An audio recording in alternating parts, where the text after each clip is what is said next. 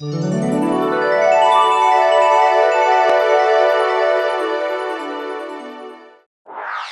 छोटे से गांव में एक प्यारी सी लड़की रहती थी जिसका नाम था काव्या। काव्या बहुत जिज्ञासु और बहादुर थी। गर्मी की छुट्टियों में वह अक्सर अपनी दादी के घर जाया करती थी, जो गांव के किनारे पर एक बड़े बगीचे के साथ था। काव्या को अपनी दादी के बगीचे में घूमना बहुत पसंद था। वहाँ ढेर सारे फूल, पेड़ और एक बड़ा झूला था।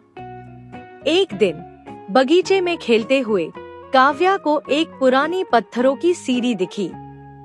अचानक उसने कुछ चमकती हुई चीज देखी। वह पास गई और देखा कि वहाँ एक पुराना फटा हुआ कागज निकला हुआ था। उसने उसे खोला और पाया कि यह एक खजाने का नक्शा था। ये क्या है? काव्या खुशी से चिल्लाई। नक्शे में कुछ अजीब लाइनें और निशान थे, जो एक बड़े पेड़ के नीचे छिपे खजाने की ओर इशारा कर रहे थे। काव्या की आंखें खुशी से चमक उठी। शायद ये सच में खजाना है, उसने सोचा। उसने नक्शे को ध्यान से देखा और दौड़कर दादी के पास गई। दादी, दादी, काव्या ने पुकारा। दादी ने प्यार से मुस्कुराते हुए काव्या की ओर देखा। क्या हुआ बेटा? दादी, मैंने बगीचे में खजाने का नक्शा पाया, काव्या ने उत्साह से कहा। क्या? दादी को आश्चर्य हुआ, पर ये तो बस एक पुरानी कहानी थी। मैंने खुद देखा दादी। हो सकता है कि उस पेड़ के नीचे खजाना हो, काव्या ने कहा। दादी मुस्कुराई और बोली, ठीक है, चलो देखते हैं। काव्या और दादी नक्शे के पीछे पीछे उस बड़े पेड़ तक पहुँचे और काव्या ने खोदना शुरू किया।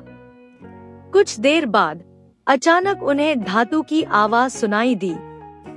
काव्या ने जल्दी से मिट्टी साफ की और देखा कि वहाँ एक पुराना सा संदूक दफन था। ये क्या है? दादी हैरान हो गई। काव्या ने संदूक खोलने की कोशिश की।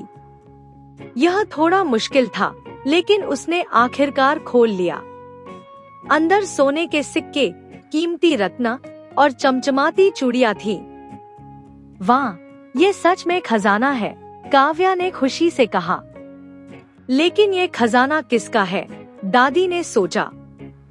तभी काव्या को संदूक में एक पुराना पत्र दिखा।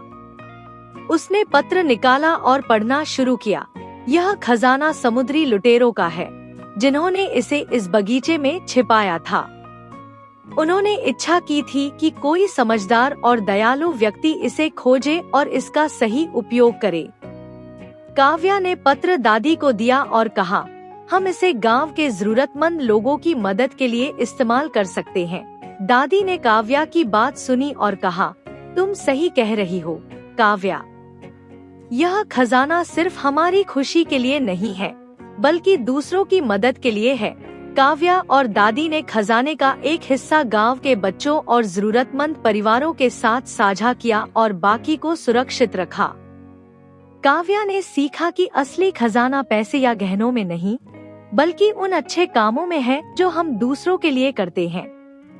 इस तरह काव्या की छोटी सी रोमांचक यात्रा एक अनमोल सीख में बदल गई। वह हमेशा याद करती थी कि असली महत्व खजाना खोजने में नहीं, बल्कि उसका सही उपयोग करने में है।